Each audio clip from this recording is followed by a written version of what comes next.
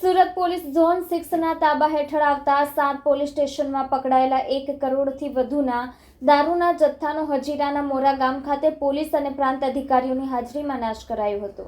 સુરત શહેર પોલીસના ઝોન 6ના તાબા હેઠળ આવતા Hazira, Ichchhapur, Bhestan, dream city, Dumas, Sachin JIDC police સ્ટેશનમાં પકડાયેલા વિદેશી દારૂના જથ્થાનો હજીરા ખાતે મોરા ગામ નજીક નાશ કરવામાં આવ્યો હતો। સુરત પોલીસ દ્વારા વિદેશી દારૂનો જથ્થો પકડવામાં આવતો હોય છે ત્યારે આ ઝડપાયેલા દારૂનો નિયમ મુજબ નાશ કરવામાં આવતો હોય છે। સુરત શહેરના ઝોન 6માં આવતા વિસ્તારમાંથી ઝડપાયેલા વિદેશી દારૂના 1 કરોડથી વધુના જથ્થાનો નાશ કરવામાં આવ્યો હતો। પોલીસ અધિકારીઓ અને પ્રાંત અધિકારીની હાજરીમાં દારૂના જથ્થાનો નાશ કરાયો હતો।